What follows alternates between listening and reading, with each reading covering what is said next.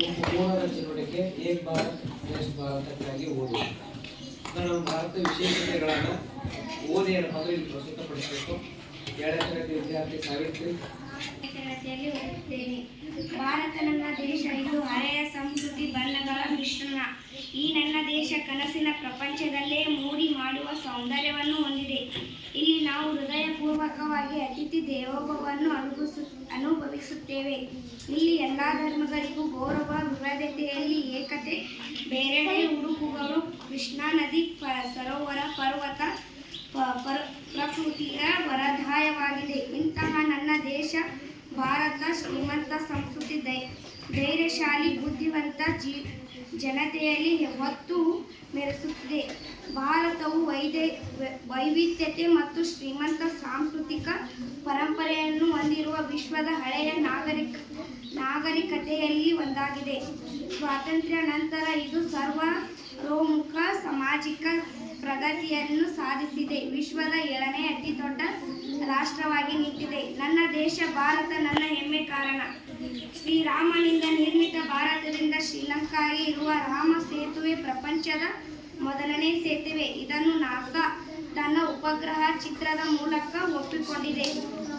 ವಿಶ್ವಕ್ಕೆ ಪುಸ್ತಕ ವಿಮಾನದ ಮೂಲಕ ವಿಮಾನದ ಪರಿಕಲ್ಪನೆ ನೀಡಿದ್ದು ಭಾರತ. ಗಾಂಧಾರಿ ನನ್ನು ಕರೆಯಬಹುದಾಗಿದೆ.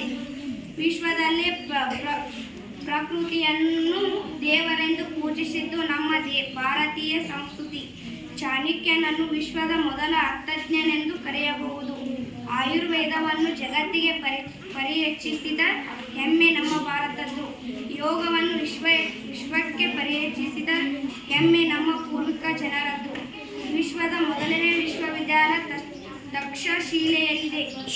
ವಿಶ್ವದ ಅತ್ಯಂತ ಬೆಲೆ ಬಾಳುವ ಕೊಹಿನೂರು ವಜ್ರ ಭಾರತದ ಆಸ್ತಿ. ವಿಶ್ವದ ಅತ್ಯಂತ ಎತ್ತರವಾದ ಮೌಂಟ್ ಎವರೆಸ್ಟ್ ಭಾರತದ ಪರ್ವತ ಶ್ರೇಣಿಯಾಗಿದೆ. ಜಗತ್ತಿನಲ್ಲಿರುವ ಒಟ್ಟು ಮಸಾಲೆ 70% ಭಾಗ ಭಾರತದಲ್ಲಿ ಉತ್ಪತ್ತಿಯಾಗುತ್ತದೆ. ಜಗತ್ತಿನಲ್ಲಿ ಉದ್ಯೋಗ ನೀಡಿದ ದೊಡ್ಡ ಸರ್ಕಾರಿ ಸ್ವಾಮ್ಯದ ಸಂಸ್ಥೆ ಅಂದರೆ ಭಾರತೀಯ ರೈಲ್ವೆ. ವಿಶ್ವದ ಅತ್ಯಂತ ದೊಡ್ಡ ಮಾರುಕಟ್ಟೆ ಭಾರತವಾಗಿದೆ.